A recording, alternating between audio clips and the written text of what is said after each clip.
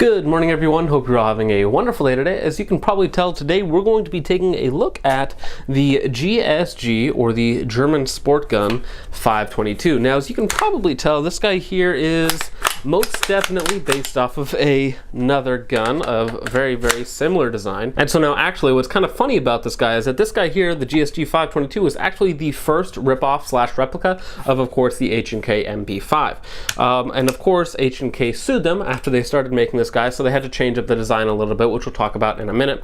And then H&K decided to go ahead and they were going to outsource that to Walther. So Walther makes the 22 long rifle replicas, and you can find those guys. Now generally they retail for around $400 to $450 if you can find them in stock. I actually found one in a pawn shop, which is what eventually led me to get this guy, was that I found an H&K, or H&K made by Walther, MP5 22, and it was about 600 bucks is what the pawn shop wanted for it. But I thought to myself, you know, how much money that's going to save me on ammo, just practicing and training, just having a really cool replica style gun that I can take out and have a ton of fun shooting, you know, maybe that's not too bad. So then of course I went home, got on the internet, and tried to find one for less than $600, and I really couldn't find anywhere where they were in stock. So, but of course while I was looking for that, I also noticed this GSG 522. And now most people actually have some pretty favorable things to say about this guy, and I will as well, as we'll go throughout this video. But this guy here that I got from CD&N Sports for $279 with one regular magazine and a 110 round drum magazine.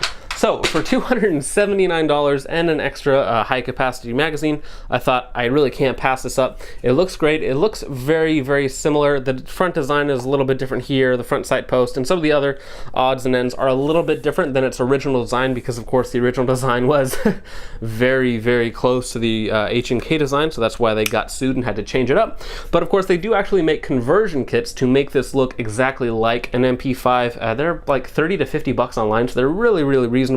And they're actually, from what I've heard, a lot higher quality parts in general. So you get a new lower, you know, you need a new front sight post and some other odds and ends to make it look a lot more like a real H&K. So before we really get going, I of course did buy this guy and all the ammo with my own money, but of course the ammo is so cheap.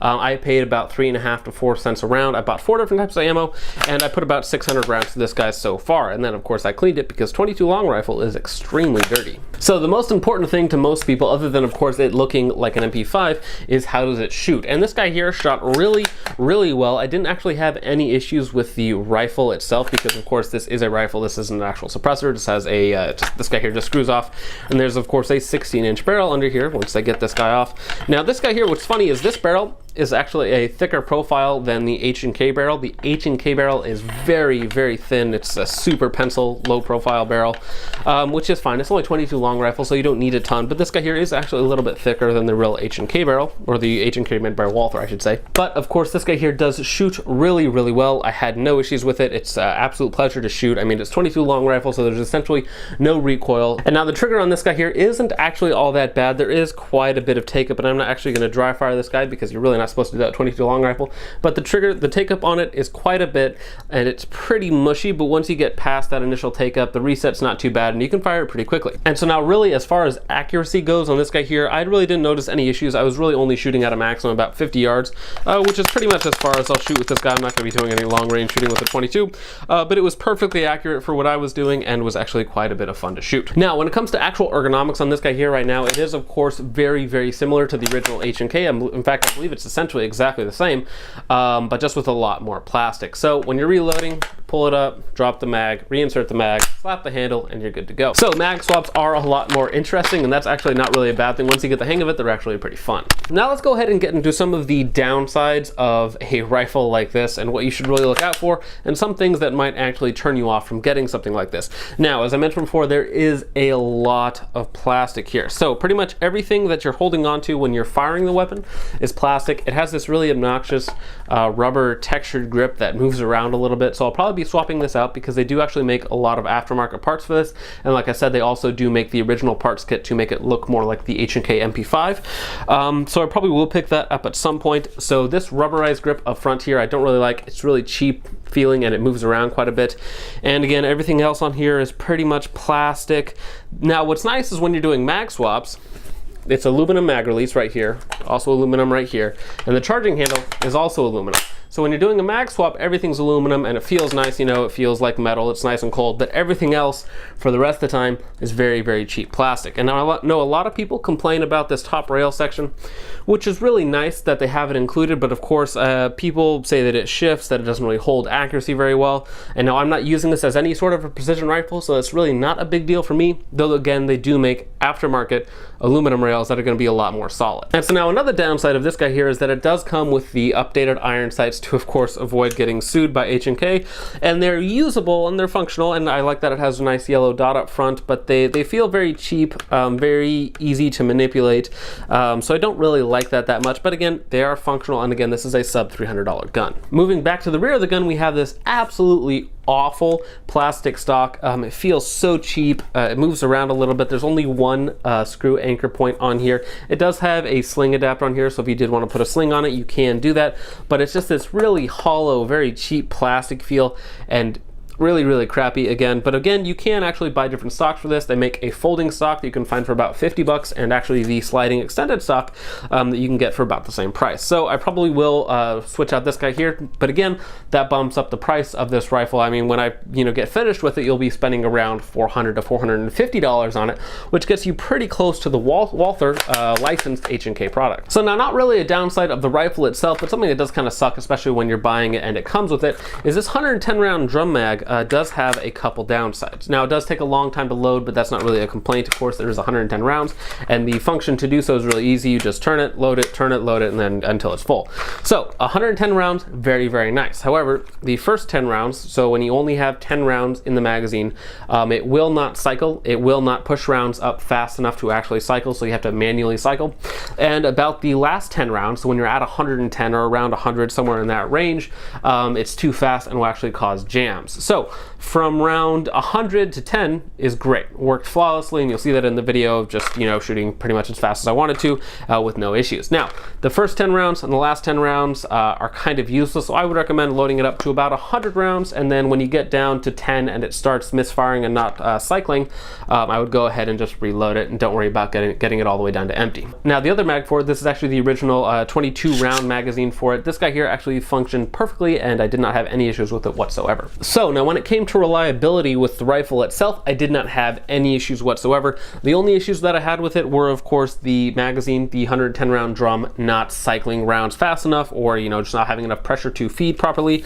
So that one there was kind of lame, but really not a huge downside when you're only spending, again, under $300 for all of this. And the only other downside really that I had with this guy is that I did have a round detonate in the chamber, and I had to take my cleaning rod and push it out the other way, so that was a little bit obnoxious, but those were really the only two issues that I had with it. Now, something about this guy specifically that's going to be very, very obnoxious for people who like to have very clean guns, or they're going to be putting a lot of rounds through it, is that this guy here is very difficult to take apart, very obnoxious. It takes anywhere from a half hour to an hour to take it apart, to clean it. So if you're somebody who has to clean your gun every time you take it out shooting, no matter how much you put through it, you're gonna spend probably almost more time cleaning this guy than shooting it. Now, for me personally, I've shot about 600 rounds, so like I said, very, very dirty. Again, extremely gross. But I cleaned it out as best I could without actually taking it apart, and so I probably won't fully clean it until around 1,000, or until I start having issues, and then I'll clean it. But so far, so good, and I haven't really had to do a full takedown of this guy, so that's actually pretty nice. So now, for $300, do I recommend the GSG 522? Well, yes and no. It depends what your purpose is. If you want a form first, so you want something that looks really cool, it looks like the H&K MP5, you're really nostalgic that way, then yeah, this is a really great gun that's going to be a lot of fun, and it does have those downsides like I mentioned before.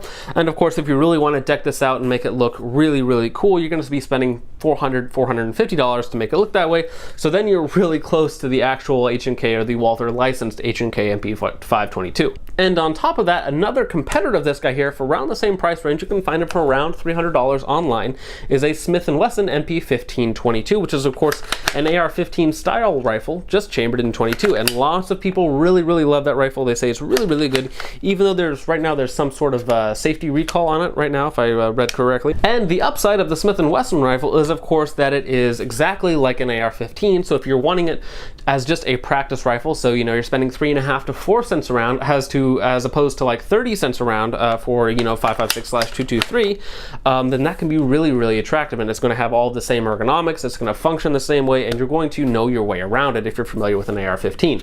This guy here is not like that. It's not going to transfer the same way. The reloads are different. The safeties are different. It's a very, very different rifle, and of course it has a different function. So for a purely practice/training rifle, if you just want to practice, with a 22 like you would with your AR-15, then of course the Smith & Wesson rifle is going to be a lot better. Now, you can still practice with this guy. You can still train. You can still train, your target acquisition, your target transition, shooting on the move, all of that sort of stuff. Breathing control, all of your fundamentals on this guy here.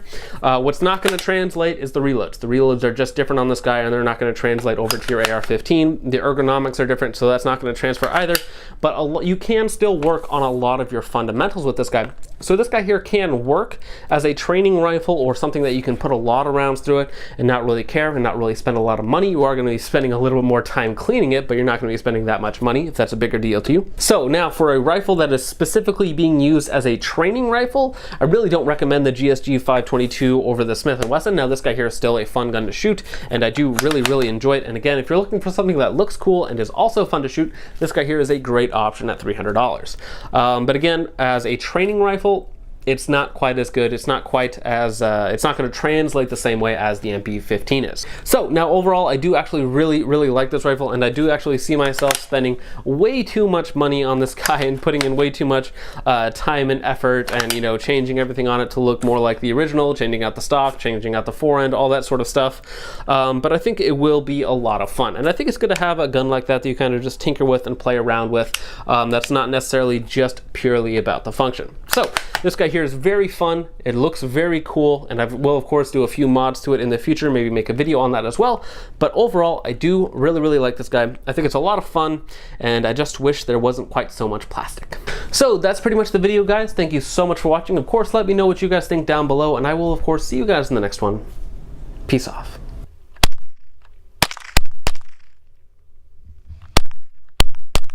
I'm not shooting any. Hey!